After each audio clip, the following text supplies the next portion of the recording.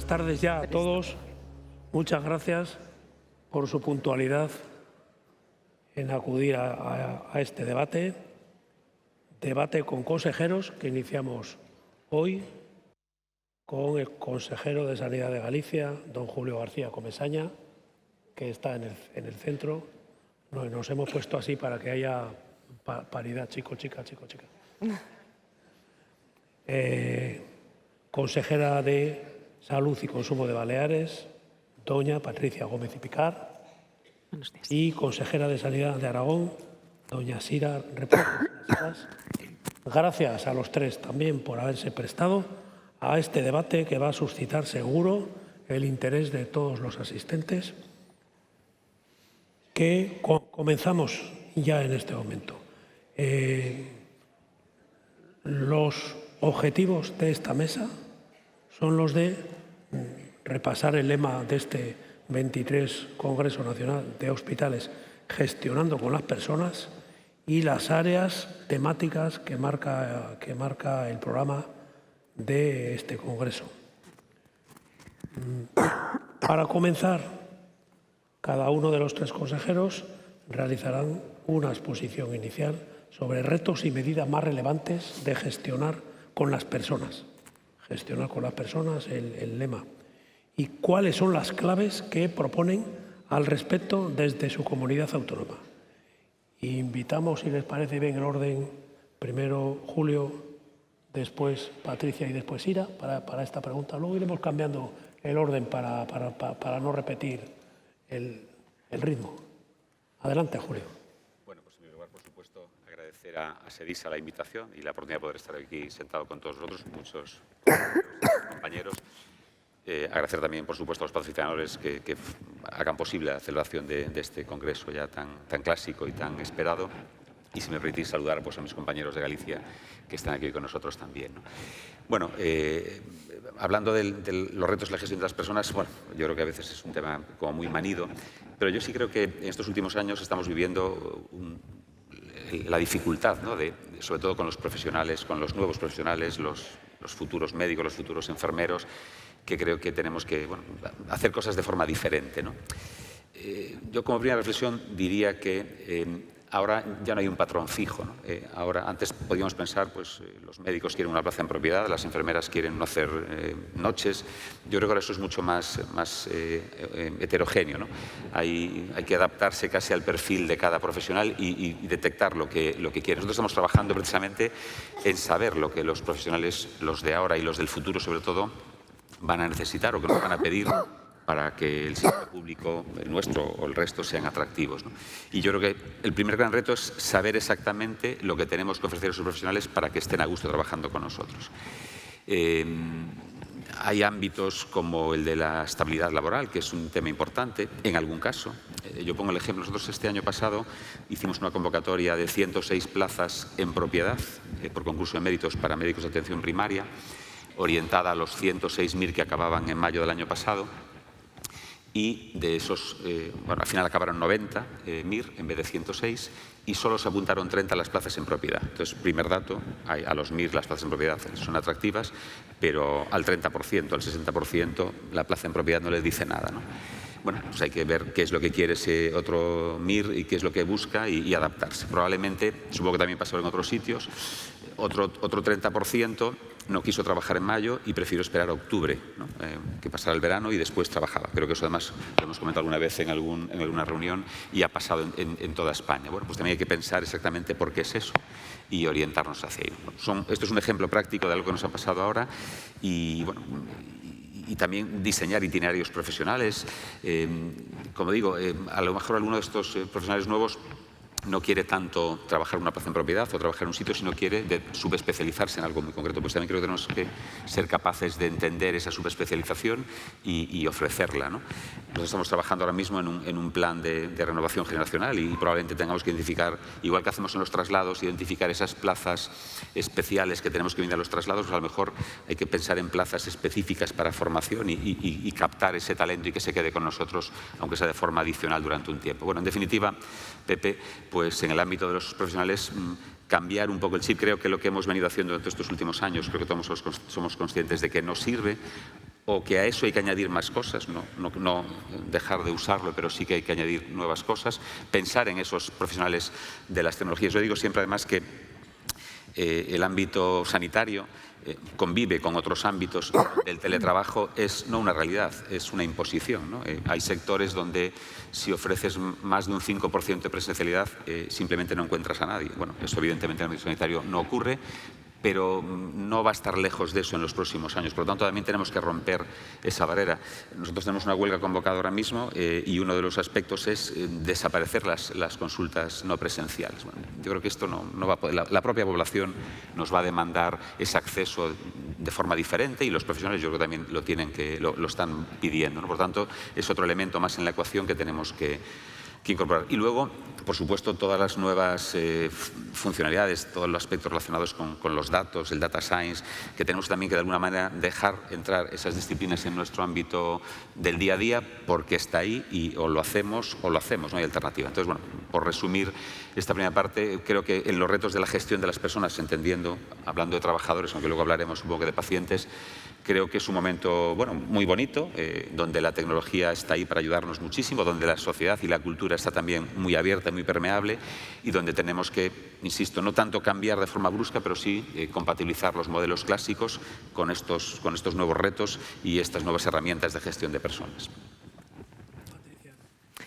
Hola, buenos días a todos y a todas. Muchísimas gracias por invitarme a esas dos sociedades queridas, SEDISA y AMDE, a las cuales pertenezco desde hace ya un tiempo largo. Y estoy segura de que no estaría aquí si no fuera gracias a SEDISA y AMDE. O sea que muchísimas gracias por invitarme. Gracias también a todos los que estáis aquí pensando en el maravilloso tiempo y clima de esta tierra, pues es un mérito también que estén escuchando. En cuanto a la pregunta, yo creo que lo primero que necesitamos para poder gestionar con y para las personas es un presupuesto suficiente, una inversión en salud suficiente. Y en ese sentido yo diría ni un paso atrás.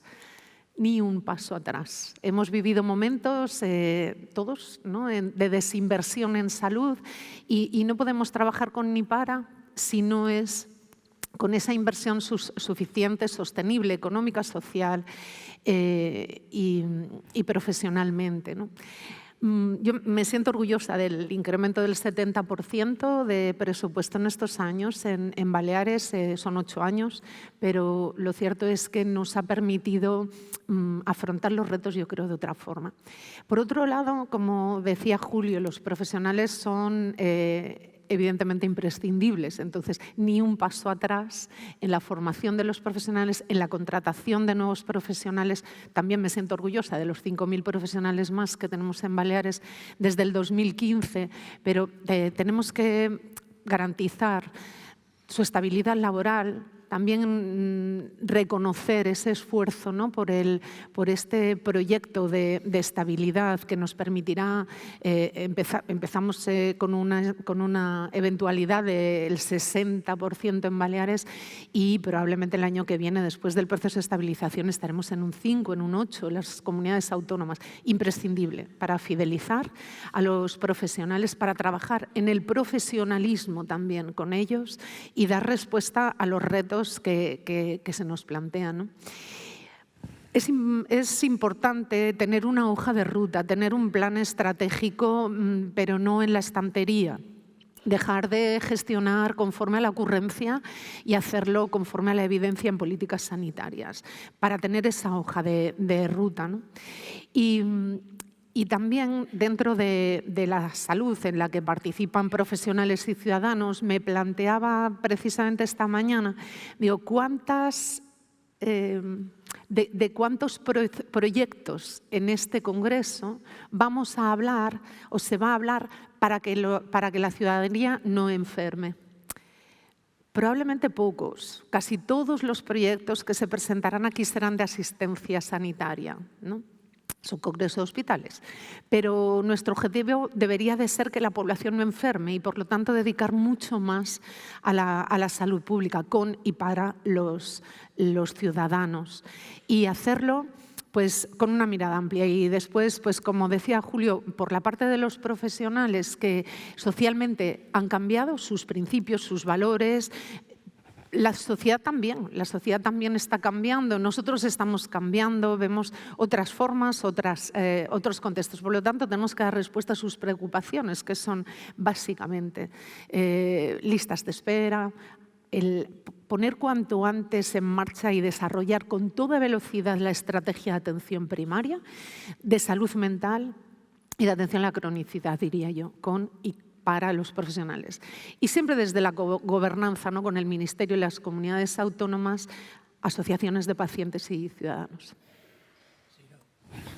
Bueno, me uno a las felicitaciones y las gratitudes de mis compañeros, que nos hayáis invitado a esta mesa de debate. Yo creo que es muy importante en estos momentos tan convulsos que vivimos, especialmente con la sanidad, pues compartir experiencias, compartir opiniones y elevar un poco el debate ya a lo que podría ser el sistema sanitario del futuro, porque pienso que en estos momentos estamos viviendo una metamorfosis de nuestro sistema sanitario.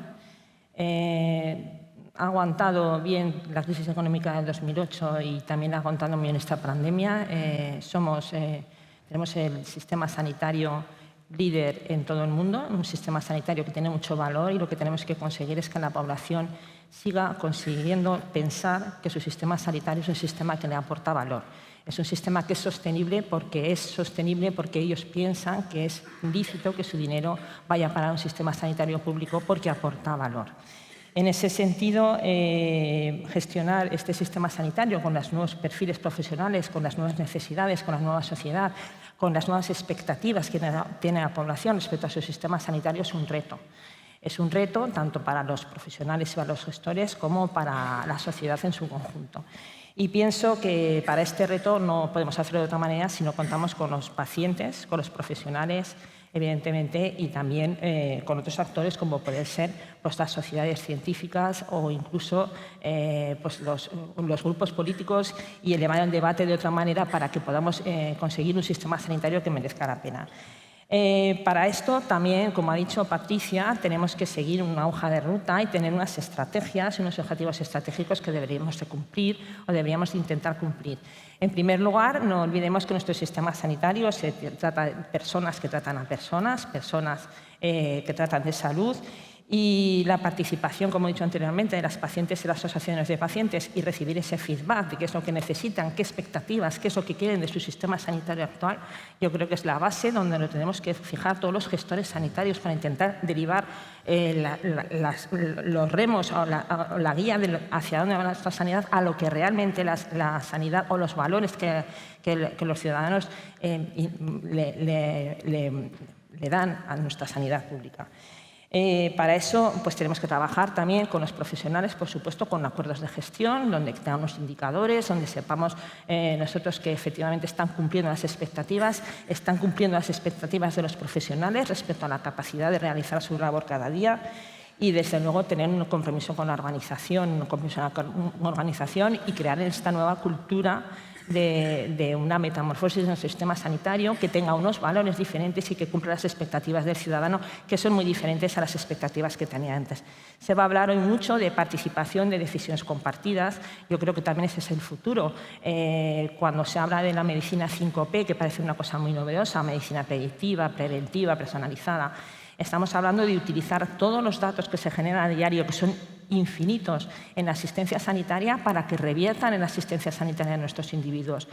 Tenemos que abrazar la innovación, las nuevas tecnologías, conseguir que nuestro sistema sanitario revierta en salud para nuestros ciudadanos y cambiar ese feedback y que sea bidireccional. Es decir, nuestro sistema sanitario tiene que generar salud en la población, tener actividades preventivas que consigamos que la población no enferme, dar vida a los años y no años a la vida, que es de lo que se trata, y desde luego empoderar al paciente para que sea el gestor de sus propias decisiones compartidas, pero desde luego también tener muy en cuenta todas las expectativas que los ciudadanos ponen en nuestro sistema sanitario, que yo creo que son diametralmente opuestas a las que probablemente teníamos cuando se creó este sistema, que fue en el año 86.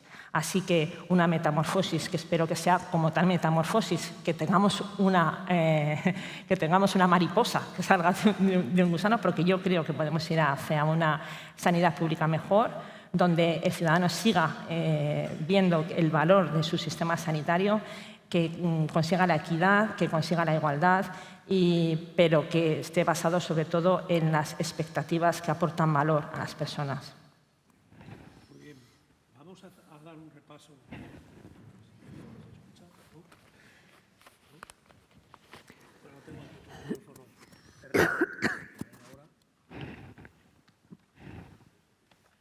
El reserva tampoco quiere.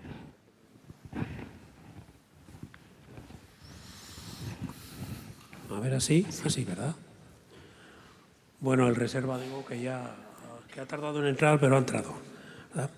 Vamos a la primera área temática: gestionar con y para las personas. Gestionar con y para las personas conlleva implicar a los profesionales en la gestión y a los pacientes en la toma de decisiones. ¿Qué creen que aporta ambas cosas a la calidad y a la eficiencia del sistema sanitario? Empezamos por Sira. Bueno, pues voy a continuar un poco con lo que la idea inicial. Efectivamente, estamos hablando de un sistema sanitario de personas que tratan a personas. Como tal, hemos pasado, creo que Patricia y también Julio ha comentado que la sociedad ha cambiado, las necesidades han cambiado, las relaciones de las personas con su sistema sanitario han cambiado, los perfiles y los roles profesionales han cambiado, y entonces yo creo que estamos en una nueva cultura. ¿Qué es esta nueva cultura? Hemos pasado de un proceso paternalista en el cual el paciente probablemente quería obtener de su médico una solución a un problema agudo, a un modelo deliberativo en el cual tú tienes una entrevista con tu médico y se intercambia una información de forma bidireccional. A partir de ese momento se toman una serie de decisiones, una serie de participación entre los dos y unas decisiones consensuadas. ¿Por qué digo esto? Porque yo creo que ese es el nuevo concepto, que además se enlaza mucho con la humanización y con el empoderamiento del paciente, en que tenemos que basarnos para la nueva forma de trabajar en medicina. Un paciente a lo mejor no busca solo de su sistema sanitario que le cure su enfermedad, busca que lo acompañe, busca a lo mejor que lo cuide, busca que pueda ser partícipe de los procesos, que tenga capacidad de elegir. En ese sentido, esta herramienta, tendremos que dotar de herramientas tanto a los profesionales como a los pacientes para que puedan ejercer esta toma de decisiones compartidas. Entonces, ¿en qué hay que trabajar? Pues probablemente habrá que trabajar en herramientas que nos permitan detectar aquellas necesidades de los pacientes, que permitan obtener información y que permitamos nosotros tener decisiones compartidas con los pacientes que les proporcionen aquellos que ellos esperan de su servicio sanitario. Hay una diferencia muy importante en lo que puede ser el tratar un proceso agudo, que yo creo que pues en España todos los hospitales y todos los sistemas sanitarios lo tienen bien resuelto. Tú tienes un problema, vas a un hospital, se te trata un proceso agudo.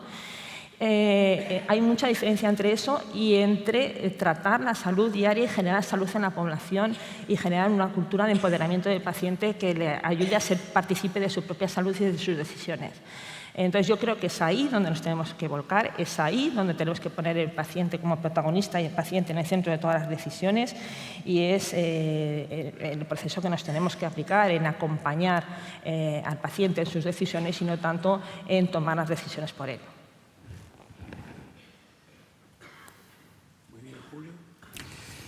Bueno, en la línea de lo que comentaba también Sira, ¿no? Vamos viendo un cambio, no solo en ámbito sanitario, sino en general, en todos los ámbitos de la vida en nuestra sociedad, ¿no? Podríamos poner el ejemplo de la banca, pero el de la educación, muchos otros sectores donde la relación ha cambiado, ¿no? Y yo creo que en sanidad somos más reacios a ese cambio, pero creo que es una cuestión de tiempo, ¿no? Ese papel más protagonista de los pacientes esa relación más individual dentro de servicios jerarquizados, por ejemplo, tiene que llegar y de eso está llegando.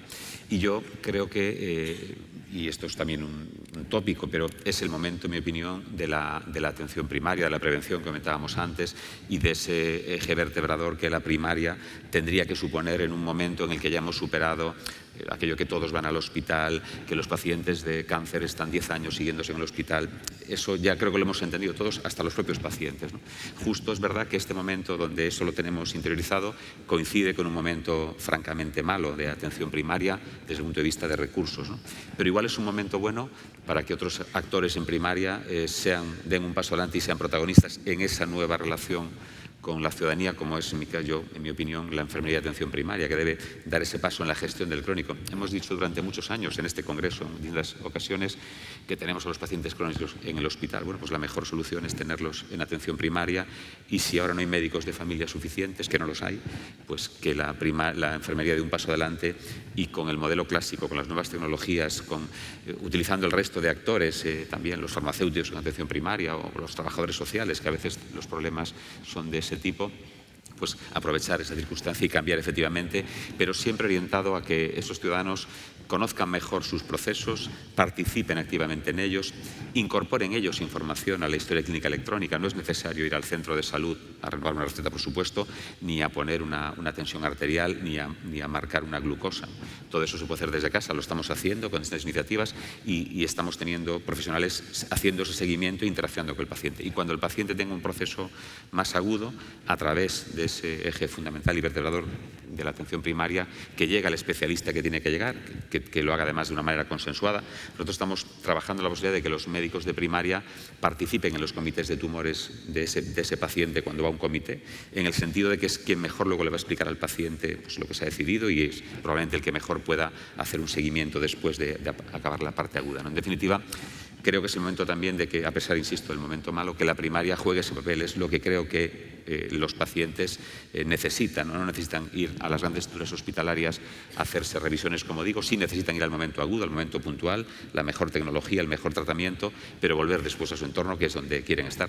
Vivimos además un momento donde la ciudadanía de alguna manera vuelve a pensar más en el rural, y en Galicia esto es un ejemplo, y claro, es imposible que en el rural tengamos los recursos que hay en las grandes ciudades. La solución es, de nuevo, descansar en esa atención primaria muy conectada con los recursos hospitalarios, con el especialista a través de interconsultas, a través, insisto, de la tecnología, pero hacer que la gente pueda estar donde quiera estar, que mayoritariamente ahora no es al lado del hospital, sino en otro entorno, hacer su vida lo más normal posible y seguir teniendo esa relación con el ámbito sanitario, pues una relación probablemente, insisto, diferente a la que tenemos ahora. Ese camino lo hemos iniciado todos hace ya un tiempo. Creo que la pandemia, además, a quien tenía dudas se las despejó, se puede hacer. Quizás nos fuimos a algún extremo excesivo en la pandemia, pero es momento, como cualquier, cuando tú quitas una cosa de su punto de equilibrio, pues poco a poco acaba volviendo a él, ¿no? Y creo que es un momento de ir viendo qué es lo que la población nos demanda, qué es lo que nuestros profesionales están dispuestos a hacer en esos nuevos escenarios, pero que el camino es este, lo tengo clarísimo. No solo, insisto, en sanidad, sino que está pasando en todos los ámbitos de la vida. Muy bien, pues la verdad es que el principio sería que sin participación no hay implicación. Y yo creo que todos los que están aquí, todos los que estamos aquí lo sabemos y lo practicamos y se nota, ¿no? Hay que escuchar mucho más. Hace tiempo que sabemos que tenemos que escuchar mucho más. A los profesionales les escuchamos, ahora hace falta que desde la Administración hagamos caso a lo que nos dicen, ¿no? Por ejemplo, nosotros esta semana pasada estábamos con un proyecto de priorización de acciones de todas las estrategias de salud. Han participado cientos de profesionales en decidir cuáles son esas acciones que prioritariamente hay que hacer en todos los centros en función de cada estrategia de salud. Pues la estrategia de ictus será montar una unidad de ictus o camas en un sitio determinado, etc. Para que realmente el profesional se sienta escuchado, ahora tenemos que hacerlo realidad. Se tiene que formar parte, ¿no? Todas esas acciones de los contratos de gestión, con su evaluación y aumentar ese sentimiento de pertenencia. A veces escuchábamos poco, creo, a los profesionales y ahora sabemos que sin ellos no vamos a ninguna parte. Y con los pacientes nos pasa un poco lo mismo. Hay cantidad de proyectos y nos podemos sentir de cada vez más orgullosos de escuelas de pacientes. Nosotros tenemos un observatorio de pacientes, el programa Paciente Activo. Cada vez que nos reunimos con ellos, realmente escuchar la experiencia del paciente, cómo lo ha vivido, cómo lo está viviendo, qué sugerencias tiene, y no se cortan un pelo, ni vamos. Es muy positivo para poder tomar esas decisiones.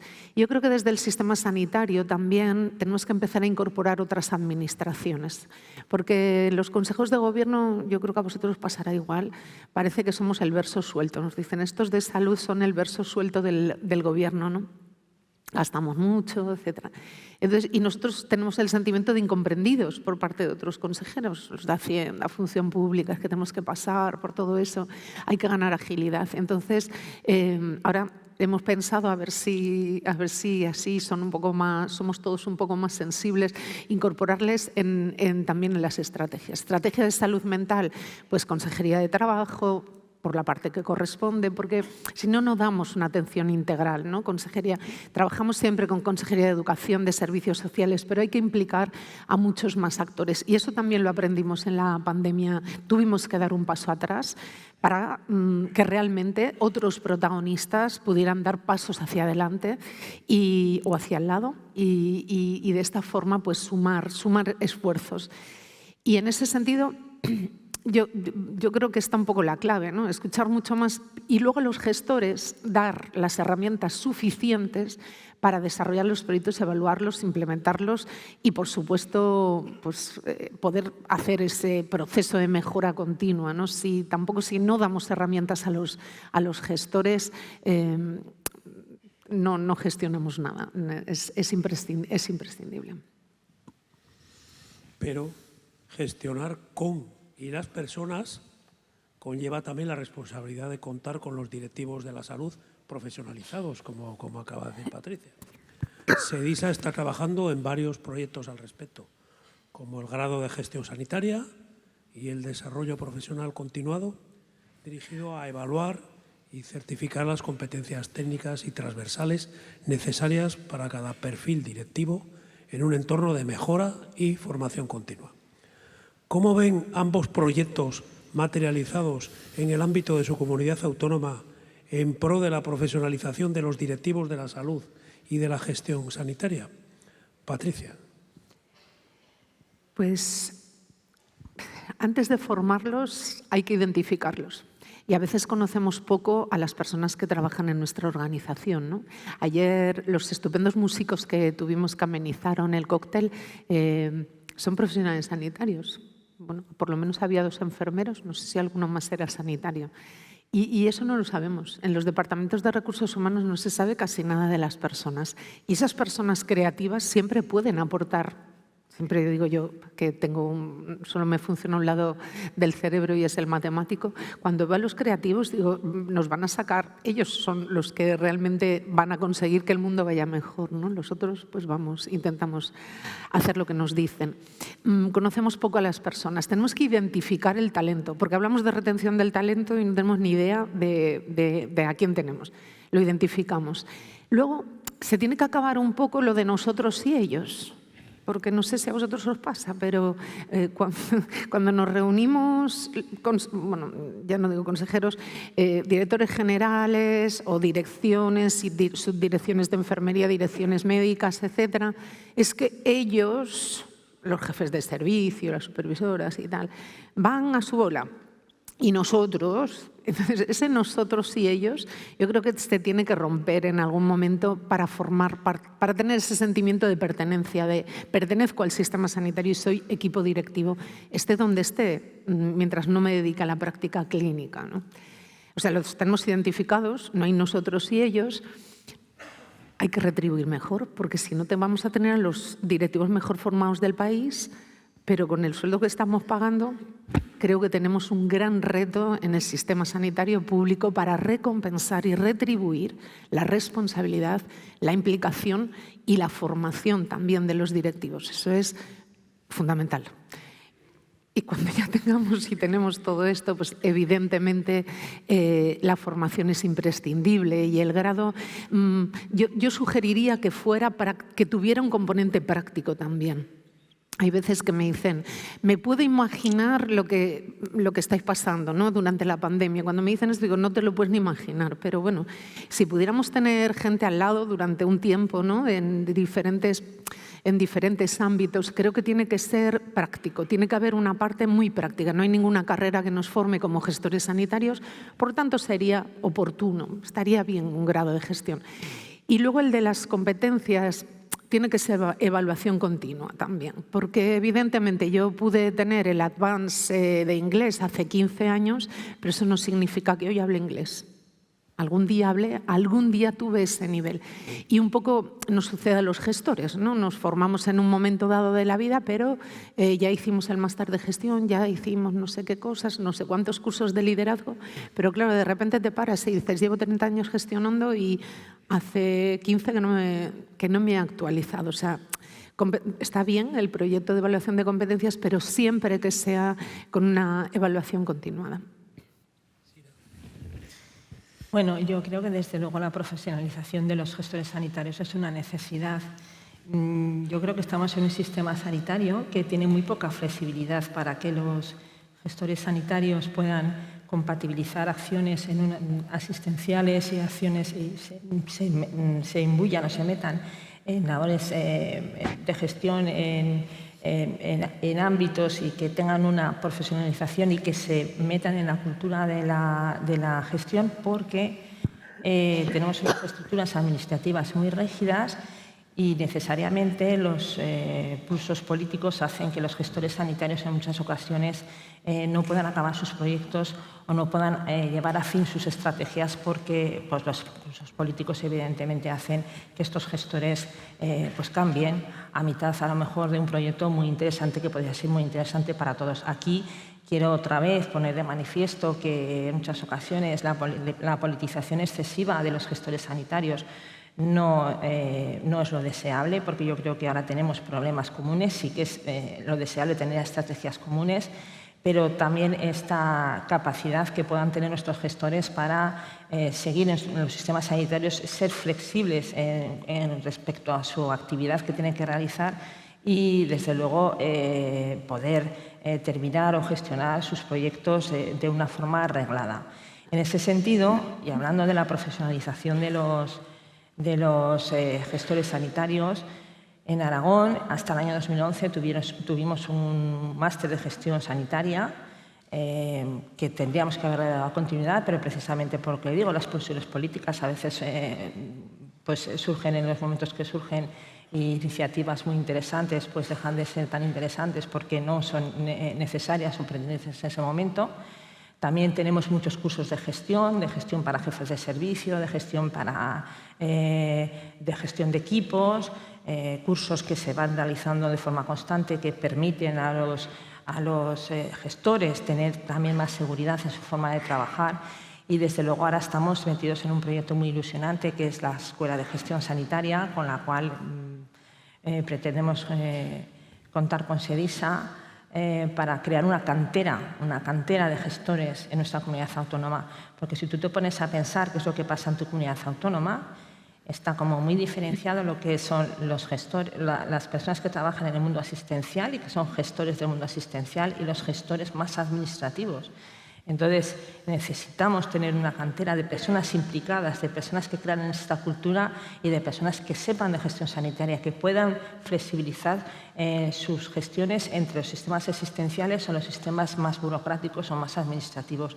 Y, en ese sentido, creo que hay que empezar en algún momento y crear una generación nueva de gestores sanitarios flexibles, preparados, como no me cuesta de otra manera, y que puedan llevar a cabo toda esa formación que tienen, independientemente de los pulsos políticos. Bueno, esa es la pregunta clásica de la mesa de consejeros, ¿no? Y que siempre uno, cuando le invita, dice, ¿qué voy a decir en ese momento? Que es la más complicada probablemente. A ver, yo en primer lugar creo que sí que tenemos unos buenos profesionales de la dirección y de la gestión. Aquí todos los de España, o alguno que quedó en los hospitales, pero están aquí delante, ¿no? Que gracias a SEDISA y otras entidades mantienen un nivel de formación alto, que probablemente tengamos que regular, y en eso pues está SEDISA con su proyecto, está el propio Ministerio que ha creado un grupo de trabajo pues precisamente para ahondar en ese currículum básico que tiene que tener un directivo sanitario, en el que, por cierto, está tu Pepe ahí colaborando activamente y que se reunió pues, recientemente, y que, a ver cuál es la foto final de ese itinerario, digamos, ¿no? Por lo tanto, creo que eso se está haciendo bien. Creo que los directivos sanitarios en España han conseguido pasar de un modelo centralizado de los años 80 con un Ministerio de Sanidad y todo el territorio de salud a tener 17 sistemas que compiten sanamente entre sí, que yo creo que han hecho en general elevar el nivel de nuestra sanidad. Por lo tanto, eso es fruto de los directivos sanitarios y de los profesionales, por supuesto, pero también de los directivos. Y creo que en la pandemia ha habido muchas figuras que han destacado, aunque no podemos sacar o decirlo muy en alto, pero probablemente en todos los hospitales los que se han puesto al frente de muchas de las iniciativas y de las soluciones han sido los directivos, ¿no? Con algún facultativo concretamente, pero estoy seguro, por lo menos en Galicia pues sí que fueron los directivos, ¿no? Creo que es un momento en ese sentido dulce de reconocimiento. Estoy con Patricia que el aspecto retributivo es fundamental, porque es muy difícil, todos lo vivís seguro, conseguir que un sanitario o un no sanitario dé un paso y se dedique al ámbito de la gestión, porque económicamente es muy complicado. Yo ahí tengo dudas sobre el aspecto que comentaba Sira de la parte asistencial. Seguramente sería mucho más fácil que un directivo pudiera tener labor asistencial, pero sería para completar el salario, que no vendría mal, y también, desde luego, sería muy bueno para seguir con los pies en la clínica y tener una información de primera mano que si no, pues no la tienes, ¿no? Probablemente yo esté más a favor de que se puedan, a pesar de lo que piensan los de recursos humanos del Sergas, que sería bueno que pudieran hacer actividad asistencial por la segunda parte más que por la primera, pero en definitiva sí que creo que tendrían que tener un reconocimiento retributivo mayor dentro de la escala, ¿no? Es verdad que siempre tenemos el problema, decías, de que en otras consejerías esa escala está por debajo de los directivos de sanidad, y eso a veces es difícil explicárselo cuando quieres contar, que es que el director general de Facenda pues cobra menos que un jefe de servicio. Eso es muy difícil de compaginar.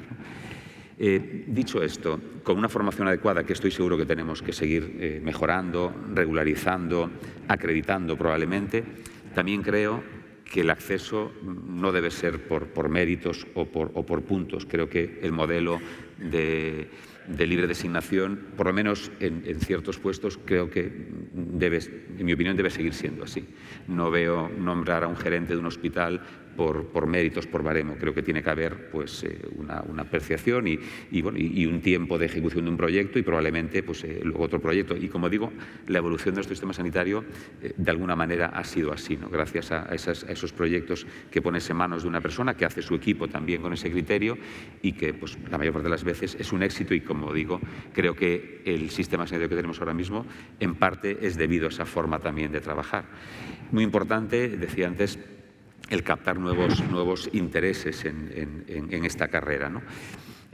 Antes decía yo que ahora todo es mucho más heterogéneo. Te puedes encontrar de repente pues, un especialista de rayos, y por aquí hay alguno que ya cuando está haciendo rayos quiere ser gestor, o un farmacéutico quiere ser... Bueno, pues hay que ser capaces de detectar esas vocaciones, y probablemente los cursos de SEDISA, las acciones que hagamos en las comunidades autónomas son el escenario para detectar esas personas, darles esa formación reglada y acreditada y que desarrollen su carrera, pues como hemos desarrollado muchos de los que estamos hoy aquí.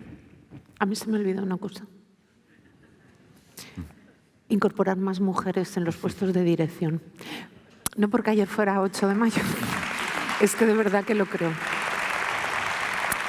Por los valores que aportan a las organizaciones las mujeres. Vale la pena. Muy bien. A la segunda área temática, vamos ahora, que es promoviendo la transformación de las organizaciones sanitarias. En esta 23ª edición de nuestro Congreso Nacional de Hospitales y Gestión Sanitaria, estamos pretendiendo recorrer las estrategias de cambio en la gestión de las organizaciones sanitarias a través de experiencias, evidencias, teorizaciones y propuestas que abarquen procesos estratégicos como la formación de los profesionales, las normas reguladoras de financiación, relaciones laborales del futuro en las organizaciones sanitarias, etc. ¿Cómo definirían la cultura del cambio actual y hacia dónde creen que debe ir para que sea posible la transformación de las organizaciones sanitarias? Y a este respecto, ¿cómo están trabajando en su comunidad autónoma para lograrlo? Julio. Bueno, yo distinguiría dos ámbitos claramente diferenciados. El ámbito de la atención primaria, donde, a pesar de que la idea del equipo básico de atención primaria es una idea muy antigua, creo que hay que, como decía antes, inyectarle pues, esas nuevas capacidades o el desarrollo completo de las capacidades de la enfermería de atención primaria o de la enfermería familiar comunitaria, que viene pues, también con mucha fuerza para seguir complementando esas actuaciones, y en general de todos los profesionales que tenemos en atención primaria, que prácticamente los tenemos muy parecidos en todas las comunidades autónomas, ¿no? Yo creo que en el ámbito de la primaria hay que reforzar ese trabajo en equipo, que no todo pase por el médico, con distintos sistemas de gestión de la demanda y llevar a cada paciente o cada demanda, presencial o no presencial, al profesional adecuado, y, desde luego, una muy buena conexión con el ámbito hospitalario. Y en el ámbito hospitalario, el otro gran grupo de ámbitos donde yo creo que hay que también seguir avanzando, yo creo que hay que apostar por las unidades multidisciplinares. Los servicios tienen que seguir existiendo como tales, probablemente pues a efectos de formación, a efectos de cobertura de atención continuada, a efectos de especialización, el servicio será una pieza fundamental, pero tenemos que ser capaces de, en una disposición más transversal, más matricial, compaginarlo con estructuras transversales, apostando pues por estructuras en el ámbito oncológico, en el ámbito de las enfermedades raras, en el ámbito de las inmunomediadas, en el ámbito del aparato locomotor, y romper o seguir rompiendo esas barreras de los servicios, que creo que al final, cuando el paciente va al hospital, cuando lo derivamos de esa atención primaria trabajando en equipo y va al hospital, no puede enfrentarse pues, con esos problemas que se enfrenta todavía a día de hoy de las consultas sucesivas. Si uno ve la agenda de un paciente, ya no digo crónico, un paciente en un episodio agudo puede encontrarse con que tiene a lo mejor pues, en un mes 20 citas diferentes en días distintos. Por eso, pero no solo por eso, sino también por optimizar los recursos, por dar una visión transversal, creo que el gran reto en el ámbito hospitalario es organizarnos en torno a patologías, en torno a aparatos, seguir insistiendo en eso. Insisto, no como pensamos hace unos años, deshaciendo los servicios, que yo creo que los servicios tienen un papel vertebrador importante, pero sí haciendo compatible la estructura del servicio con la estructura de estas unidades transversales. Por lo tanto, resumiendo, en atención primaria, reforzando los equipos, dopándolos con más profesionales y, sobre todo, desarrollando todas las capacidades de cada una de las categorías, y en atención hospitalaria, con una conexión directa entre las dos, ese trabajo potenciando más si cabe el equipo multidisciplinar y la atención por patologías o por órganos. Patricia. Pues estaba pensando yo que llevamos siempre toda la vida escuchando la gestión del cambio, ¿no? A mí es una expresión que no se me alborota un poco, porque las organizaciones, las grandes organizaciones están en permanente cambio, siempre están cambiando, siempre están transformándose, tratando de adaptarse, ¿no? a las realidades existentes. Tenemos muchísima innovación, si vemos el mundo de la judicatura, incluso el de la educación, ¿no? Y miramos al nuestro, estamos incorporando grandes empresas que están innovando para que llegue al ciudadano, para que llegue al paciente. La industria farmacéutica con tratamientos realmente diferenciadores, ¿no? O diferenciales, medicina de precisión, áreas de genética y genómica. El cambio es continuo, ¿no? Lo que tenemos que hacer es transformar las organizaciones para dar respuesta a las necesidades de salud actuales de los pacientes. Y a veces, igual que cuando somos profesionales, tendemos al paciente a decirle lo que tiene que hacer, nos pasa un poco en la cultura de las organizaciones, ¿no? Que por inercia ruedan en una dirección, y hay momentos en los que hay que cambiar la dirección. Ahora mismo tenemos que trabajar, como decía Julio, en primaria, en fortalecer la primaria. Nosotros vimos ir a verlo, el proyecto de Infosalud Conecta, por ejemplo. A veces el aprender, ¿no? el compartir, que nos pasa en el interterritorial, a pesar de las diferencias que pueda haber de partidos, yo he llamado a Julio pues, para preguntar o interesarme por proyectos que pueda haber en Galicia, porque creo que es la forma de compartir esas experiencias, ¿no? Para extenderlas a lo largo y ancho de todo el sistema sanitario español. Bueno, como decía, Infosalud Conecta empezó como un proyecto piloto con 7 centros de salud para ver si éramos capaces de ser más accesibles a los ciudadanos y resolver mejor. Y pasó que con esos 7 centros de salud resultó tan eficaz el proyecto que se extendió en verano a todos los centros de salud de Mallorca, no de Baleares, sino de Mallorca. Claro, como la LOMLOE, ¿no? Hacer las cosas de una manera rápida, a veces no tienes el rigor que te gustaría al hacerlo con más tiempo, pero eso permite resolver el 50%. Tenemos médicos jubilados que están que se iban a jubilar, están ahí en una central que se ha profesionalizado con técnicos de emergencias sanitarias en lugar de teleoperadores. Eso hace que puedan preguntar al paciente, a la persona que llama, en qué pueden ayudarle y se van derivando al profesional que corresponde, ¿no? La tendencia cuando llama el ciudadano es pedir por el médico de familia, hora al médico de familia, porque se ha quemado un brazo. Pues en ese caso se le deriva a la enfermera o se le deriva al farmacéutico o al auxiliar administrativo que todos tienen agenda. Yo creo que tenemos que pensar en estos proyectos que puedan ser eficaces y eficientes. Tenemos que dar respuesta a las listas de espera, entendiendo que ha pasado una pandemia y ayudando a entender a los ciudadanos con el nivel de exigencia que tenemos ahora, que hemos vivido una pandemia y que, por tanto, las listas de espera han aumentado y que seguirán aumentando, porque ahora estamos haciendo más consultas que nunca, estamos dedicando nosotros 18 millones de euros a actividad extraordinaria, más 25 a concertada con privadas, para poner toda la maquinaria en marcha para dar respuesta, ¿no? Bueno, es otra de las estrategias. Y evidentemente los modelos de atención a la cronicidad y salud mental tienen que ser mucho más transversales, integradores, dejar de pasar por las urgencias, atención domiciliaria muy potenciada y pensar que en el sistema sanitario hay muchos profesionales que pueden aportar mucho valor al proceso del paciente. Y evaluar y al final tendremos buenos resultados. Sira.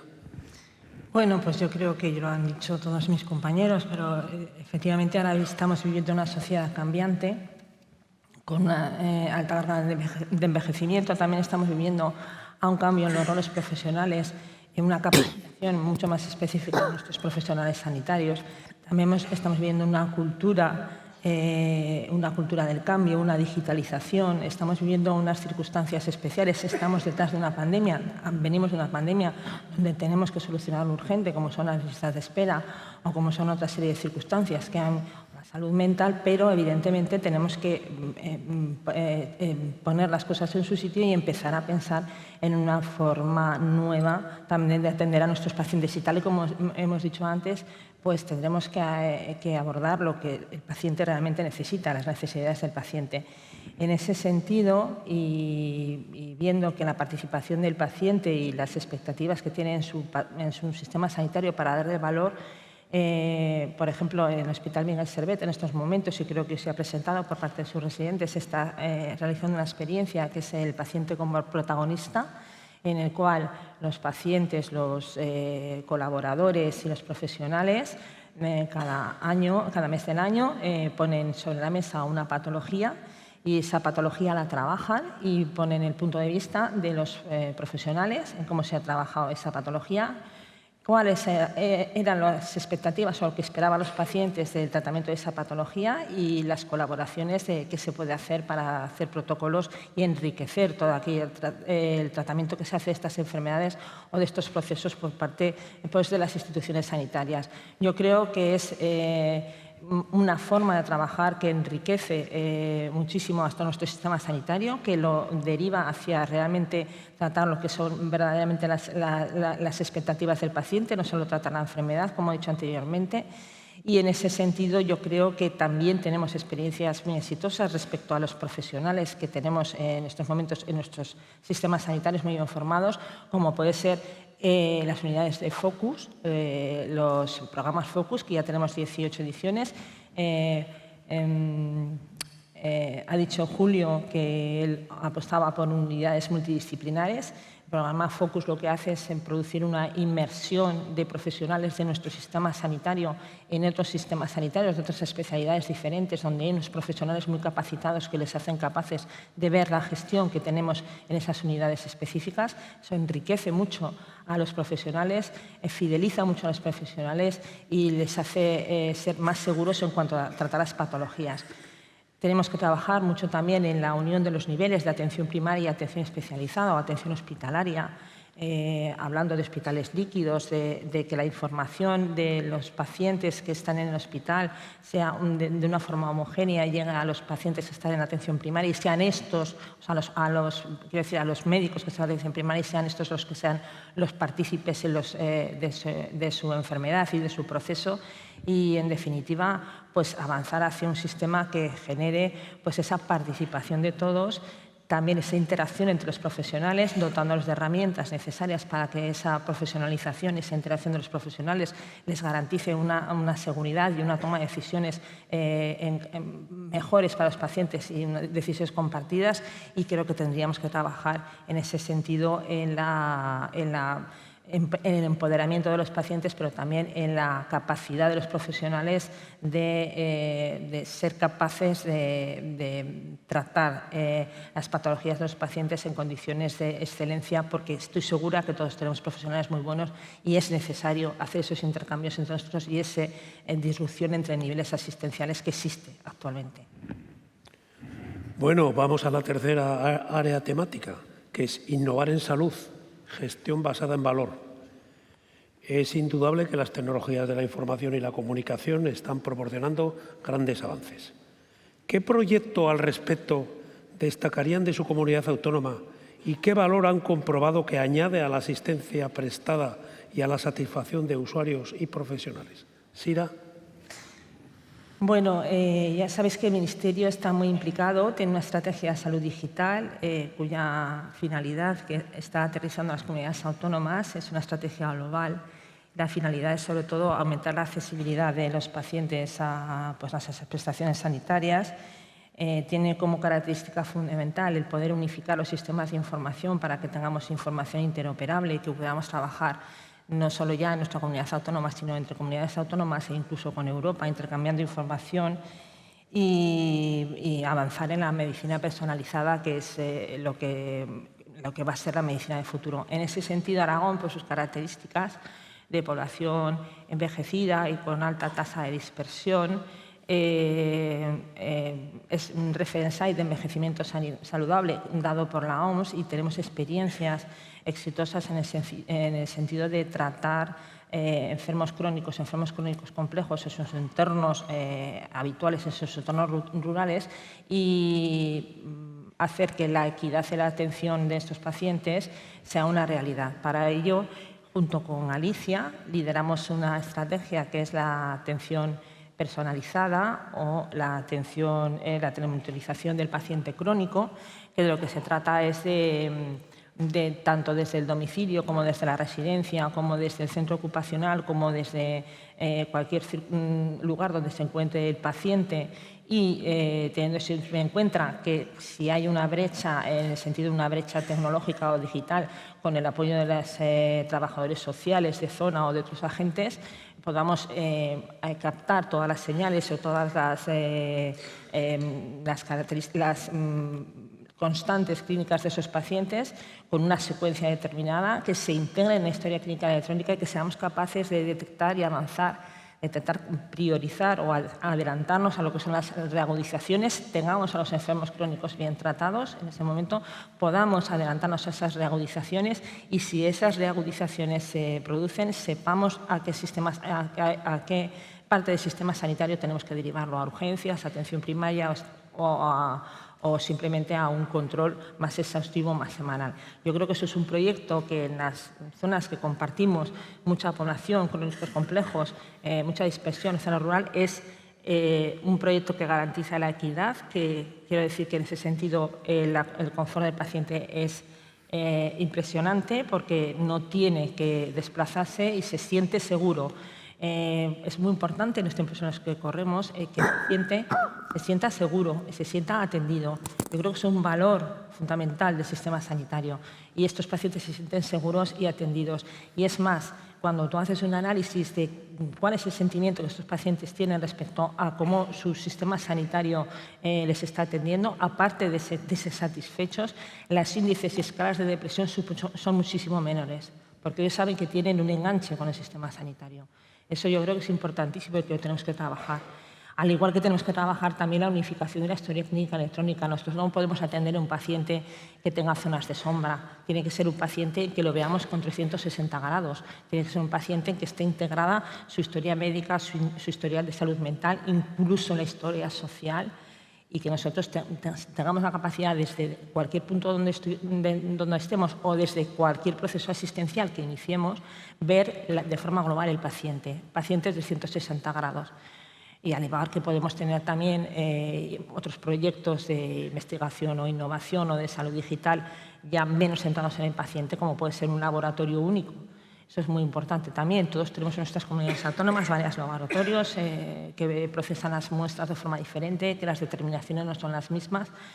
Se puede hacer de dos maneras, o todas las muestras las llevas a un laboratorio, lo cual no es operativo, o estableces una capa superior lógica en la cual todas las determinaciones son las mismas y se pueden interrelacionar las determinaciones de los pacientes. Eso es trabajar con calidad y luego rentabilidad y tener sostenibilidad de lo que son los sistemas sanitarios. Así que, sobre todo, centradas en el paciente, yo destacaría esas, que ya digo, compartimos como proyecto colaborativo y como liderazgo con Alicia, a nivel nacional, y desde luego la historia clínica electrónica, que sea una carpeta del paciente, que vaya con el paciente, que allá donde vaya sabe que no tiene zonas de sombra para su atención sanitaria, que lo podemos atender, que lo vemos a 360 grados, yo creo que son muy importantes. Son aquellos que les daría yo más valor. Julio. Bueno, el tema de la medicina basada en valor es también un tópico de los congresos de SEDISA de los últimos años. Y yo hoy tengo la sensación de que generó muchas expectativas, o las genera, pero luego al final nos cuesta mucho tocarlas, concretarlas, ¿no? Hay iniciativas que hemos estudiado, que hemos profundizado en ellas, pero reconozco que es difícil luego al final llevarlo a la práctica, ¿no? Es fundamental que seamos capaces de identificar aquellos resultados que aportan una información adicional, que aportan datos, ¿no? Y de nuevo, pues toda la digitalización que estamos haciendo, todas las comunidades autónomas, es fundamental. E incluso, como decía al principio, abrir esa captura de esa información, ese aporte de información al paciente, ¿no? Y creo que esos indicadores de salud más basados en percepciones del paciente, esos cuestionarios de calidad de vida, creo que sí que tienen un futuro importante. Nosotros estamos trabajando precisamente en eso, en la posibilidad de que los ciudadanos reciban una encuesta al salir de una consulta, por ejemplo, o después de un proceso quirúrgico, y que podamos en esa encuesta pues, obtener valores pues, muy concretos de cosas que sí que hemos definido que aportan valor al paciente y a la organización, ¿no?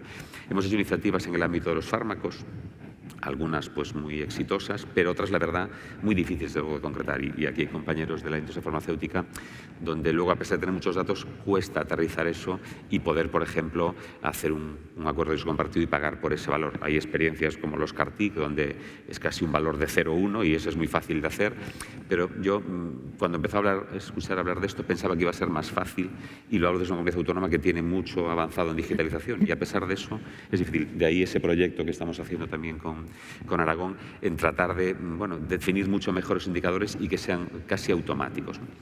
Y otra cuestión importante que veo en esto es que el profesional tenga acceso a toda esa información. A veces el profesional ve sus datos, ve su evolución clínica, ve sus pruebas, pero le cuesta ver el resto, ¿no? Y ahí es muy importante que los sistemas de información, además de tener datos, puedan aportar información al profesional, ¿no? Y la importancia de esa integración, y la importancia de obtener esa información de los pacientes, que te lleguen a llevar a la conclusión de si estás actuando bien, y luego compararte con el resto de la organización, poder ver dónde estás tú en tus actividades, pues tus reingresos a 8 días, tus pacientes un poco descompensados, tu hemoglobina glicada, todo eso, poder verlo y poder compararte, también creo que aporta mucho. Y ahí de nuevo tenemos que trabajar mucho con los temas de información. Nosotros tenemos una herramienta importante de Big Data que te da esa información al personal sanitario, a la atención primaria, por ejemplo, le permite ver cómo están sus datos básicos respecto al resto de compañeros. Por ejemplo, decía los reingresos, ¿no? ¿Cuántos reingresos has tenido o cuántos pacientes han acabado yendo a urgencias después de estar en atención primaria? Es información que en el día a día el profesional le tiene y le ayuda muchísimo, ¿no? Insisto en avanzar en que esa información, esos datos los podamos usar. Bueno, los usamos en los acuerdos de gestión. Nosotros ya desde hace 2 o 3 años tenemos resultados en valor en los acuerdos de gestión que las áreas sanitarias transmiten a los profesionales y no son tanto de actividad sino de resultado, y creo que la evolución es muy positiva y creo que hay que seguir en esa línea, colocando indicadores, en este caso en los acuerdos de gestión o en los contratos con las gerencias y en general con las entidades del ámbito privado, por ejemplo, que enviamos pacientes concertados. Tendríamos que ser capaces de ir hacia esos indicadores, pero también sin olvidar, por supuesto, los clásicos, que tienen de momento un peso importante. Patricia. Son esas preguntas difíciles, ¿no? Cuando decís, ¿qué proyecto? y entonces dices, si hablo de uno molesto al otro. Entonces, como ya antes hacía la autocrítica, ¿no?, de que miramos mucho la asistencia sanitaria, hablaré de un proyecto que implementamos en Baleares, que nos interesa además hacer publicidad, con lo cual les animo a todos a entrar en un entorno web que se llama Eina Salut. Eina es herramienta en catalán, Eina Salut. Si lo ponen en Google lo encontrarán fácil. Y es un proyecto que no existía en el mundo y tuvimos que hacer un proceso de compra pública innovadora. Nos ayudó y nos enseñó, pero es verdad que los procesos de compra pública son complicados, ¿no? Hasta encontrar a la empresa o las empresas que te desarrollan esa solución. No queríamos una página web informativa, sino que queríamos poder interactuar. ¿Para qué? Para mejorar la salud de los ciudadanos, de los pacientes, de las instituciones y de empresas o de entornos, ¿no?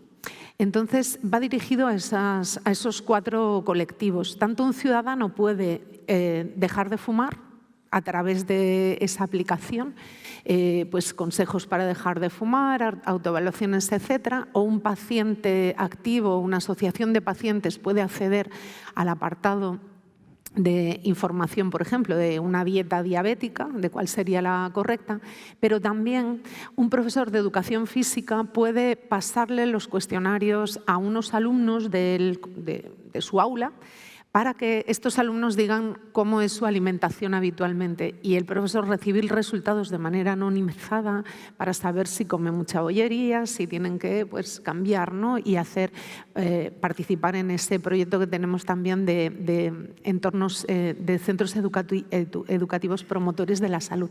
Las playas sin humo, tenemos muchas playas. Por lo tanto, bueno, pues también queremos fomentar esas playas sin humo. Los ayuntamientos pues pueden entrar, ver cómo es toda esa dinámica, ¿no? Ese para nosotros es un proyecto importante e interesante. Evidentemente, también, como comentaban los compañeros, en una era, en un momento de transformación digital, con la apuesta que hay, tanto desde Europa como desde el Gobierno de España, pues nos permite avanzar en muchísimas direcciones. Desde una perspectiva más general, ¿cómo están midiendo en sus comunidades autónomas la gestión basada en valor y cómo se puede mejorar esta medición? Patricia. Pues tal vez hay un antes y un después, ¿no? Esa publicación de Lancet, el monográfico en el 2017, el Riker, ¿no? Donde realmente pues una revista con un factor de impacto como Lancet, ofrecernos una información tan detallada a gestores y políticos nos permite hacer esas políticas de salud basadas en la evidencia. Y yo creo que las organizaciones están cambiando y las muestras pues son bastante evidentes. Ahora bien, queda mucho por hacer. Queda mucho por hacer. Soy positiva, como ven, pero también realista. Creo que hay que reflexionar mucho más sobre los procesos. En uno de esos artículos del monográfico, Donald Berwick hablaba ya de que alrededor del 25 al 33% del gasto sanitario se invierte en prácticas que aportan poco valor. Poco nada de valor.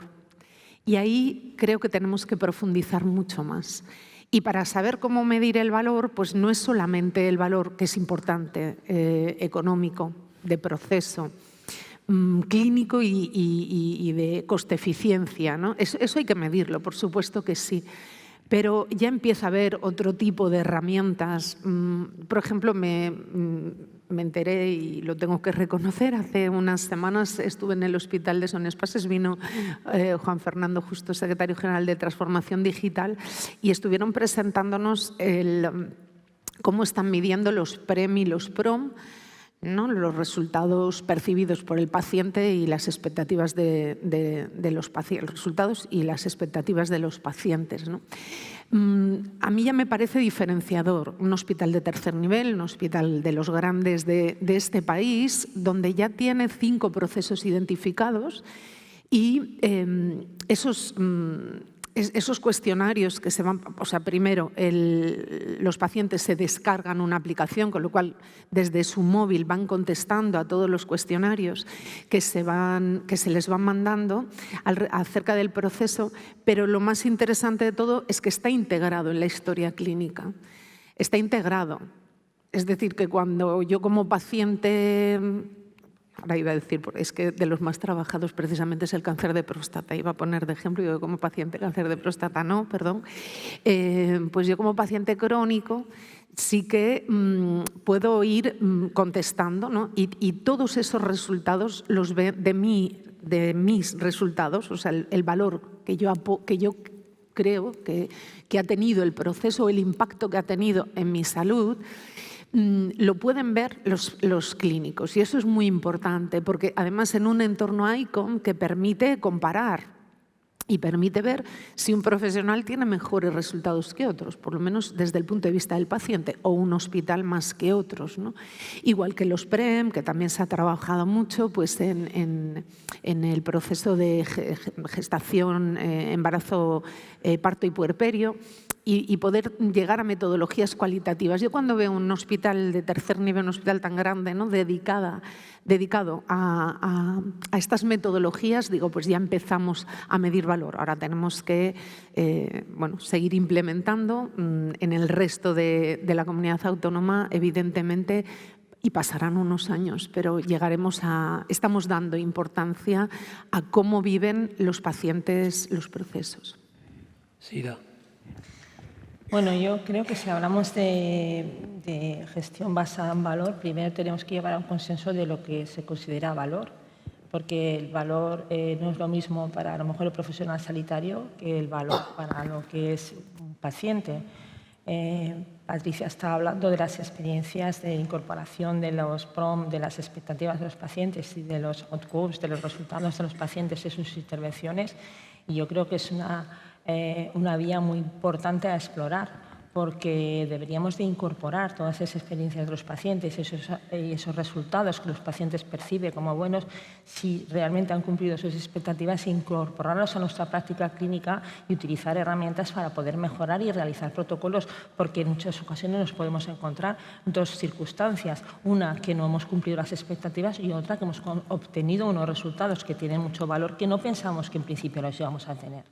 Entonces, yo creo que la definición de valor difiere mucho en dependencia de quién la procese, quién la valore, si es el profesional que puede valorar más pues, intervenciones que producen más salud y que pueden ser más curativas, a lo que es el paciente, que puede valorar otra serie de circunstancias, desde el trato hasta la temperatura de la consulta, hasta cómo lo sonrío cuando entra una paciente. Todo eso, que entra a formar parte de lo que es la humanización, son procesos que yo considero que dan valor.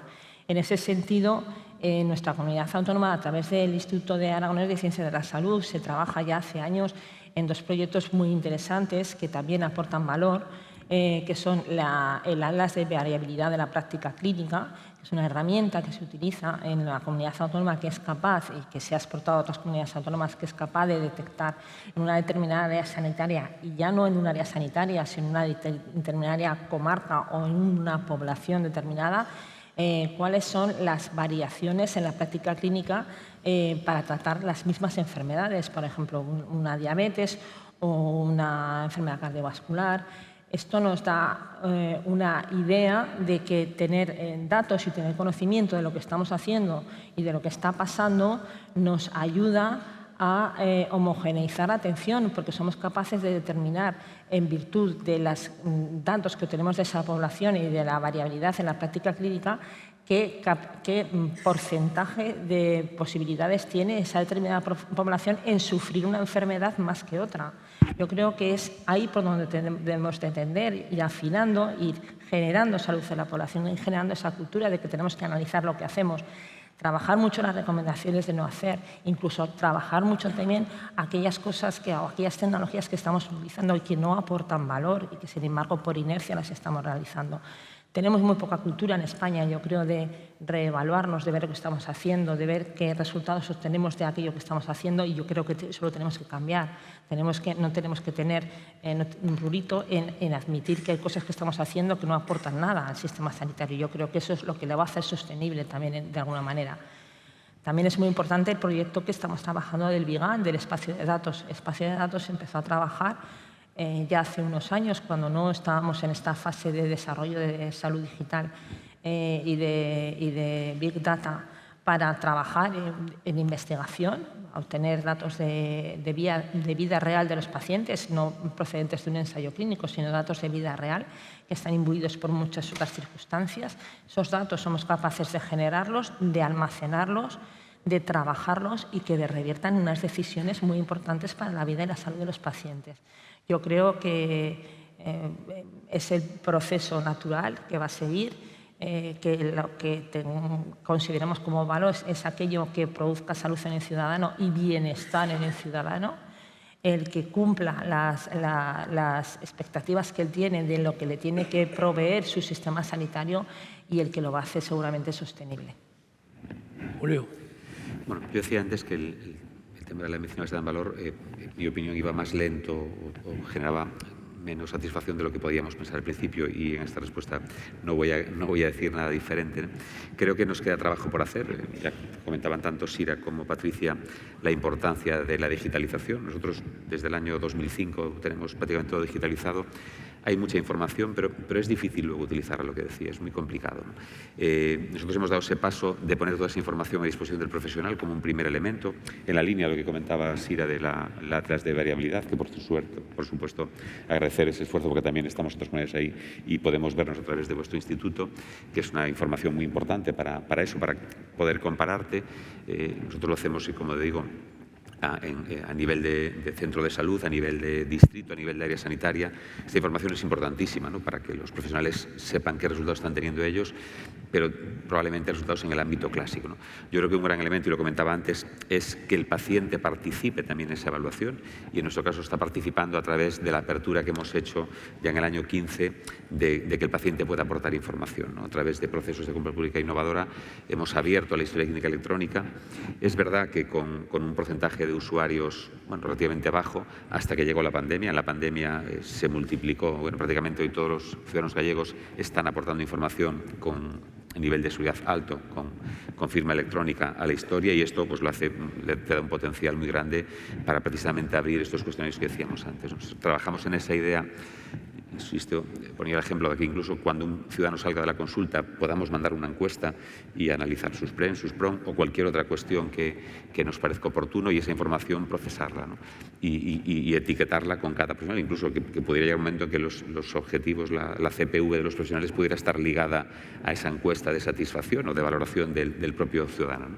Bueno, es un camino largo, no exento de dificultades, pero que esto, junto con medidas específicas más allá de la actividad, que por supuesto también tendrá que seguir siendo importante, pero es hacia donde nos vamos orientando, ¿no?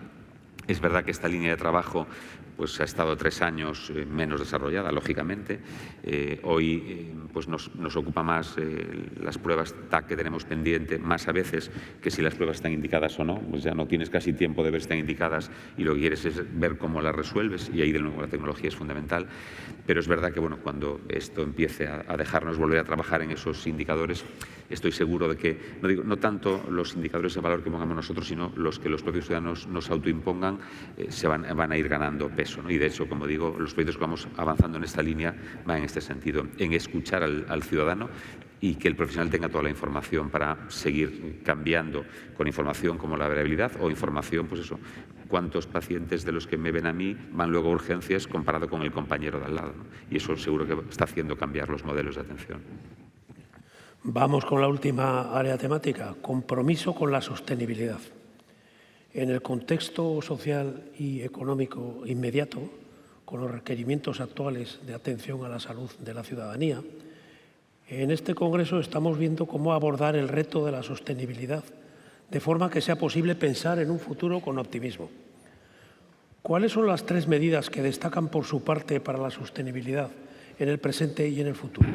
¿Es posible construir acuerdos en el contexto nacional al respecto, Julio?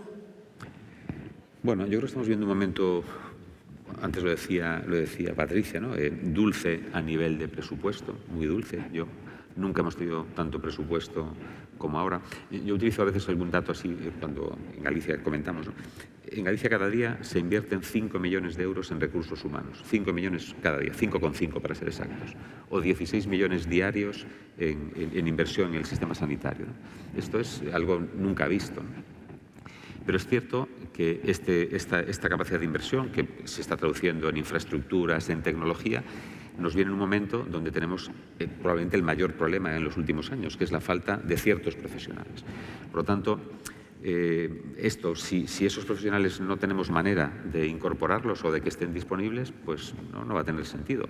Tenemos soluciones transitorias, bypass, ¿no? Pues tenemos lo que decía yo antes, la enfermería desarrollando al 100% sus competencias, incorporando otros profesionales, pero, y hablo concretamente de atención primaria, si no tenemos médicos de familia, va a ser muy difícil que todo esto que estamos diciendo se pueda sostener, ¿no? Yo creo que aquí hay que tomarse este tema, pues, con toda la trascendencia que tiene, no buscar alternativas. Yo no quiero dejar de dar prestación en los centros de salud de los pueblos de Galicia, que hay muchos porque la población gallega vive dispersa. Creo que no debemos renunciar a eso, ¿no?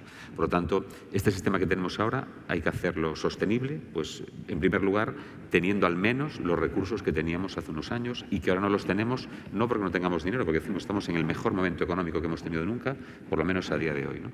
Es un problema de falta de mano de obra específica, una muy concreta, que son los médicos de familia. Por lo tanto, yo creo que eso hay que abordarlo. Hay que tomar decisiones valientes con eso y seguramente tiene que ver con dónde está el problema. El problema ahora mismo de los médicos de familia no está en los títulos de grados de medicina. Puede estar en el futuro, pero ahora mismo no está. Este año quedan 4.000 médicos que no se pueden formar en el MIR, que no cogen plaza en el MIR. Por lo tanto, hay que buscar una manera de que esos 4.000 y los que tengamos se incorporen al sistema de formación. Y eso pasa, pues seguramente o con toda certeza, por revisar los criterios de las unidades docentes y facilitar, manteniendo la calidad, que podemos formar a más médicos MIR de familia durante un tiempo. ¿Cuánto? Pues el necesario para que al menos lo que teníamos, las plazas que tenemos ahora, se puedan sostener. Sobre eso hay que seguir avanzando, decía antes Sira, en esas prácticas que no aportan valor, esos especialistas que estamos informando, tags que no tienen sentido pedir. La Sociedad Española de Radiología habla de más de un 30% de los tags que se piden en España que no tienen indicación. Pues hay que abordar eso también. Hay que abordar el tema de las urgencias. Uno de los problemas que tenemos para que esta ecuación se mantenga es que muchos médicos que quieren trabajar en urgencias, a día de hoy no les queda más remedio que hacer medicina de familia nuevamente, ¿no? Y por lo tanto hay que resolver el tema de la especialidad de urgencias, en un sentido o en otro, hay que resolverlo ya. Cuando a veces nos preguntan, oye, ¿y por qué hemos llegado a esto? Pues yo, a veces pensando, creo que en estos últimos años en todas las comunidades autónomas se ha vivido un incremento probablemente necesario de los servicios de urgencias. Nosotros ahora mismo en Galicia tenemos 500 médicos dedicados a las urgencias hospitalarias, hablo solo, ¿no? Y esos 500 médicos de urgencias que hace 15 años no llegaban a 150, ¿de dónde han salido? Pues de la especialidad de medicina familiar y comunitaria. Nos han dado una muy buena estructura de urgencias, pero o resolvemos el problema de la primaria o no nos llegarán 500. Habrá que tener 1.000 porque los pacientes irán al médico de cabecera, no habrá médico de cabecera porque no lo podemos sustituir y acabarán en los servicios hospitalarios. Por lo tanto, esto hay que ir, para mí, al mayor problema que tenemos ahora mismo, que es, insisto, esa falta de especialistas. También digo que acompañado de otras medidas, vuelvo a insistir en la enfermería, vuelvo a insistir en gestionar la demanda que llega a primaria y vuelvo a insistir en que el hospital no puede hacer de primaria, porque eso sí que sería un sentido. No podemos tener los hospitales llenos de pacientes crónicos que tendrían que estar en primaria. Por lo tanto, la primera medida y la más importante, en mi opinión, es esta. A continuación, pues seguir trabajando, como hablábamos antes en primaria, en los equipos. Una cosa que no hemos comentado, salir a la comunidad. Nosotros tenemos proyectos de planes de salud local que son fantásticos, que dinamizan completamente los servicios de atención primaria. En la línea que comentaba antes Patricia, salen a compartir recursos con el ámbito local, con asociaciones de pacientes muy importantes. Bueno, en la línea de que todos conocemos que debe trabajar atención primaria, ¿no? Pero, insisto, si no somos capaces de cortar esa hemorragia que tenemos ahora mismo, pues esto, evidentemente, habrá que pensar en otro modelo en el futuro, ¿no? Incluso, digo yo, cuidado, porque si no somos capaces de resolver esto, al final acabaremos teniendo médicos sin especialidad en distintos puestos, y esto sí que nos hará cambiar el modelo. Por lo tanto, creo que el mayor esfuerzo que tenemos que hacer ahora es precisamente atajar ese que es el mayor problema de la sanidad pública en España. Patricia. Bueno, ya sabes porque hemos coincidido y compartido otras veces, ¿no? Me gusta, además de hablar de sostenibilidad, hablar de solvencia. Tenemos que poder dar respuesta. Sostenible el sistema sanitario lo es. Probablemente no sea solvente, ¿no? Que es un poco lo que explicaba Julio ahora. Y ahora me voy a desviar un momento, perdóname, por lo que estabas comentando. Es la pescadilla que se muerde la cola. Si fortalecemos tanto los servicios de urgencias que llegan, me enteré yo hace poco, en mi comunidad autónoma, en un hospital, a recitarse pacientes en urgencias que deberían ser vistos en atención primaria, no lo estamos haciendo bien. Estamos fortaleciendo las urgencias hospitalarias y estamos descapitalizando la primaria con tanto médico de familia en urgencias, ¿no? Pero, claro, también nos lo tenemos que hacer mirar, porque eso sí que es un tema, creo que, de responsabilidad nuestra. Y vuelvo a la solvencia. Comentabas también si es posible un pacto nacional. Creo que no. Hace 8 años, seguramente en la primera participación en un congreso de hospitales o en algún otro congreso, seguramente dije que sí.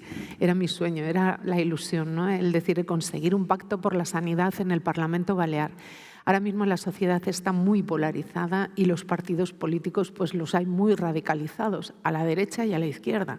Con lo cual, poner a todo el mundo de acuerdo, ya más vale que no. Más vale que no. Ya. Entonces, vamos a intentarlo con algunas iniciativas. Por ejemplo, tenemos la semana que viene, el martes, firmamos un pacto parlamentario por la estrategia de salud mental, y están los 9 partidos políticos que forman el arco parlamentario en Baleares. Los 9, no me puedo creer hasta que firmen, ¿eh? Quiero verlo. Pero bueno, están los 9. Bueno, son pequeños pasos, pero uno global por la sanidad pública hoy por hoy es imposible. Y en cuanto a las 3 medidas, pues yo creo que es la suficiencia presupuestaria. ¿Qué sistema de salud queremos? ¿Qué sistema de salud da respuesta a las necesidades de salud de las personas? ¿Queremos un sistema sanitario gratuito, equitativo, accesible para toda la población de este país? Yo sí lo quiero, y eso necesita una inversión, y quiero que me den esa inversión para poder financiar ese sistema sanitario. Y yo lo hago con compromiso, de no pasarme ni un euro, pero necesito esa financiación justa, ¿no? Luego, una mirada a medio y a largo plazo, porque a veces los políticos hacemos estupideces.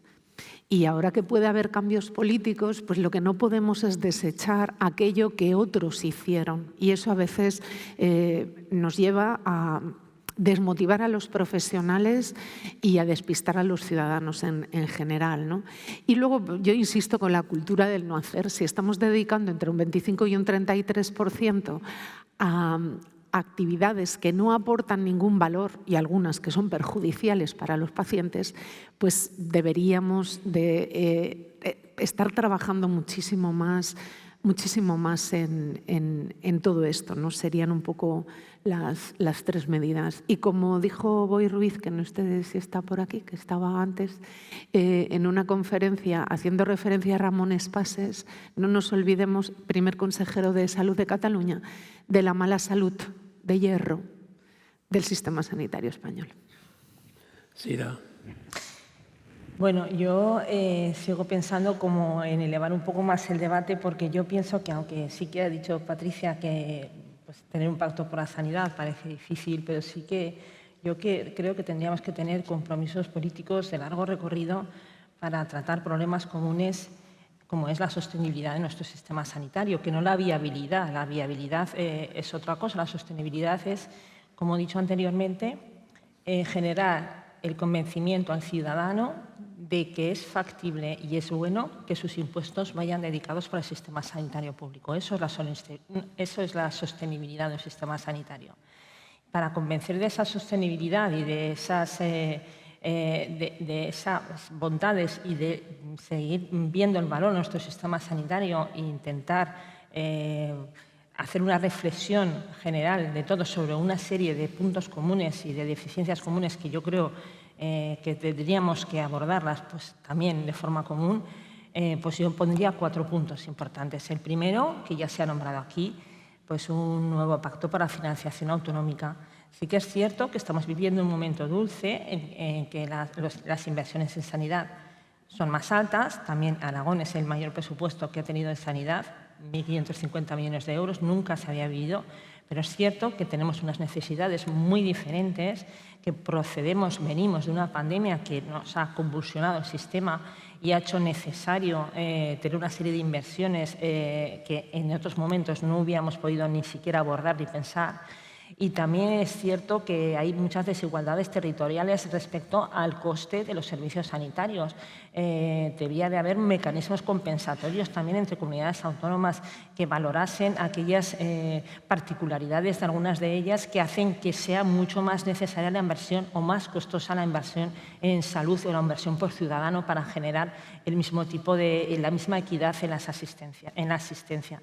En segundo lugar, y ya se ha hablado aquí, yo creo que tenemos que hablar mucho de la incorporación y el decaimiento de las prestaciones en las carteras de servicios. Hemos hablado de las recomendaciones de no hacer. Hemos hablado de las cuestiones que no que no producen valor, o sea, las cosas que hacemos en las organizaciones sanitarias que no producen valor. Igual que tenemos una agencia evaluadora de los medicamentos que determina qué medicamentos son susceptibles y son sostenibles que incorporemos en nuestra cartera de farmacia, deberíamos de tener una agencia evaluadora de tecnologías o de formas de trabajar cuyas decisiones fueran vinculantes. O sea, que nosotros supiésemos que si nosotros incorporamos una nueva prestación en nuestra cartera de servicios, esa nueva prestación es porque es sostenible, porque nos hace sostenible nuestra sanidad, a la vez que podemos hacer decaer prestaciones que estamos haciendo en estos momentos y que a lo mejor no producen valor.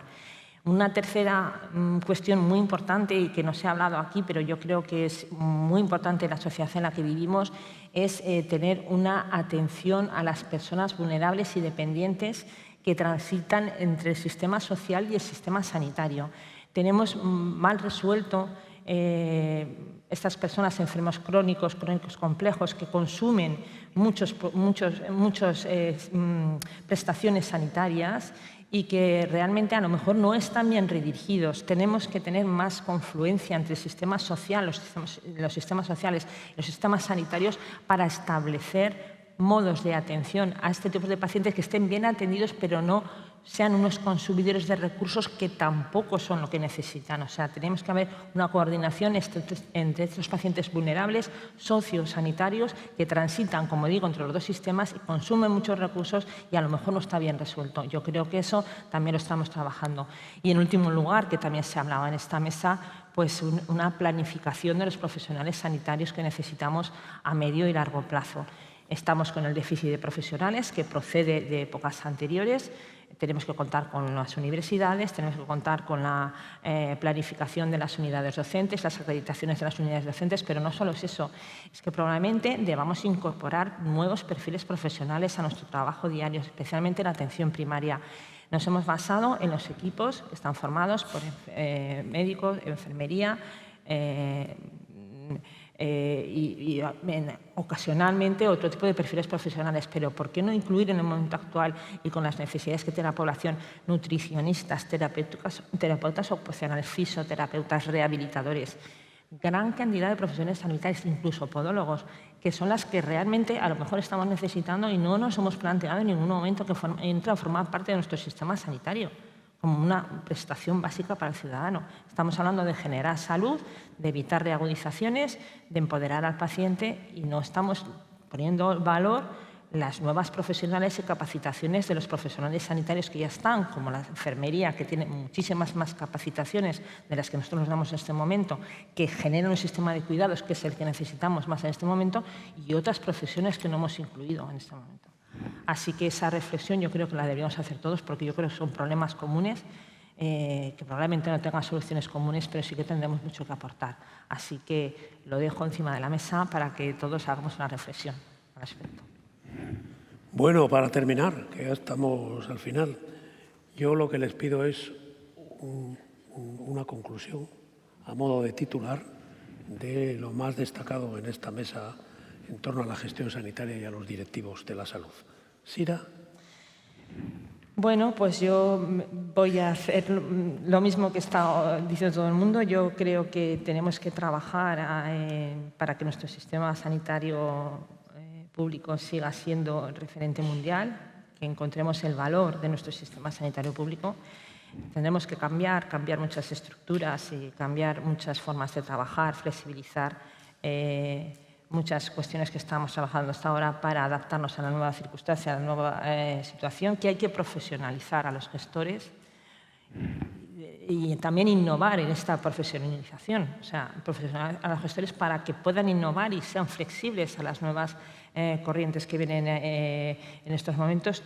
Creo que tenemos que abrazar las tecnologías, abrazar la salud digital y los datos para que nos puedan revertir en soluciones muchísimo más operativas y que aporten más valor para nuestros pacientes. Intentar procesar esos datos y utilizar herramientas para que reviertan en la salud de los ciudadanos. Y, en principio, desde luego, no perder nunca de vista el paciente como centro de nuestro sistema sanitario, como generador también de aquellas necesidades y de aquellas soluciones que necesita nuestro sistema sanitario, y trabajar las decisiones compartidas y la medicina preventiva y predictiva, que es lo que nos va a generar esa nueva cultura tanto de gestores como de profesionales sanitarios. Julio. Bueno, pues yo un poco insistir primero en un mensaje de optimismo, ¿no? y de reconocimiento. Creo que seguimos teniendo un muy buen sistema sanitario que resolvió muy bien pues, los 3 últimos años, que probablemente hayan sido los más complicados de toda nuestra historia de sanidad pública o del sistema sanitario, ya no público en general. Y, insisto, creo que parte de los actores fundamentales de que hayamos resuelto también esos 3 años complicados están muchos aquí hoy con nosotros, ¿no? Los gestores sanitarios, que, pues, insisto, que tenemos que seguir buscando mecanismos de formación, de acreditación y de conocimiento, pero que tienen una profesionalidad que no hay que cuestionar, ¿no? Respecto al futuro, pues creo que tenemos que seguir manteniendo este alto nivel que tenemos en la sanidad pública española, pero necesitamos ayuda, y yo creo que la ayuda tiene que ser mantener el nivel de inversión que tenemos ahora mismo. Tenemos que ir avanzando en las infraestructuras, en la tecnología, por supuesto, y tenemos que ir avanzando en algo que nos ha caracterizado durante todo este tiempo, que es la formación. Y ahí vuelvo a insistir en esa cuestión tan importante como es seguir formando a aquellos especialistas que necesitamos. Si no los podemos formar por el método clásico, pues tendremos un problema, ¿no? O habrá que innovar también el modelo de formación, pero desde luego es fundamental que todo este potencial que tenemos no se nos quede pues, un paritorio sin poder atender, porque no hay ginecólogos que quieran ir a trabajar a un comarcal o una consulta de heridas en un hospital porque no hay enfermeras formadas para eso. Y, por supuesto, que los centros de salud no se queden sin médicos porque no los podemos formar, ¿no? Por lo tanto, en este momento ese aspecto es fundamental. Y además en un momento, lo comentábamos antes, ¿no?, donde hay un exceso de demanda o un incremento de la demanda por parte de la población. Antes de la pandemia o durante la pandemia se produjo un fenómeno que se llama el turismo de venganza, ¿no? Que la gente, después de estos años, pues, quiere viajar a todas partes. Bueno, pues yo tengo la sensación que en el ámbito sanitario hay como un uso de venganza del sistema sanitario en el mejor sentido de la palabra, ¿no? Los niveles de atención que tenemos ahora mismo son impresionantes. Y luego tenemos franjas de edad que pensamos que no consumen recursos sanitarios. Nosotros hemos hecho un estudio recientemente en la población 18 a 30 años y es sorprendente e inquietante el número de veces que esa población va a los centros sanitarios. Y eso no va a cambiar. Por lo tanto, tenemos que adaptarnos a eso, y ahí creo que las tecnologías y esos perfiles nuevos de profesionales y esa forma, la que comentaba antes Patricia, que nosotros también hemos hecho de atenderles, bueno, gestionar esa demanda que viene, orientarla al mejor profesional, van a ser herramientas fundamentales que se están haciendo en muchísimos ámbitos de la vida, como decíamos antes.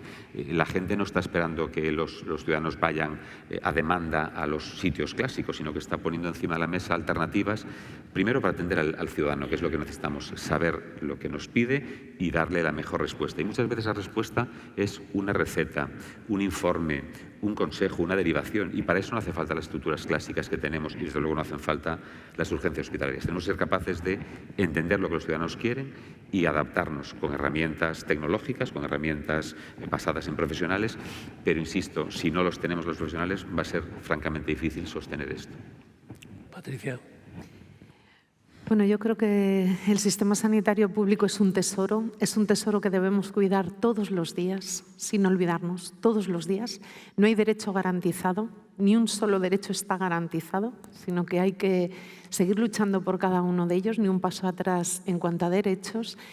Y para acabar, si me permitís un símil que, bueno, pues por estar en un entorno náutico, venir de las islas y estamos en otras islas, tenemos un barco de fibra ligera, que es el sistema sanitario, pero tremendamente seguro, ¿no?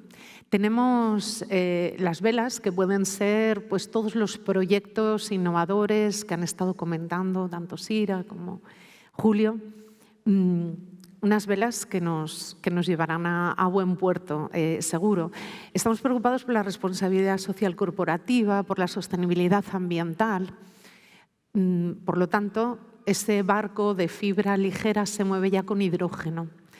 Y los marineros, que son nuestros profesionales, son altamente cualificados. Personas extremadamente inteligentes están en nuestras organizaciones y son altamente cualificados. Por lo tanto, se merecen unos capitanes de barco, unas personas que toman las decisiones de hacia dónde va el rumbo, pues personas comprometidas, líderes transformadores, innovadores y ejemplares, que sois todos vosotros. Y estoy segura que la ciudadanía lo va a agradecer. Muchas gracias. Muchas gracias, Julio. Muchas gracias, Patricia. Muchas gracias, Sira. Vosotros sí que habéis sido un ejemplo para nosotros. Nos habéis respondido a todo lo que os hemos pedido. No habéis rehuido ninguna pregunta y os hemos escuchado atentamente. Muchas gracias a vosotros también, que desde vuestros asientos habéis escuchado atentamente. Seguro que habéis reflexionado y que a cada uno de vosotros le surge oportunidades en la mente que de al menos intentar probar para mejorar vuestra propia prestación y vuestra propia profesionalidad a partir de este debate. Cerramos el debate. Bon appétit. Gracias. Gracias.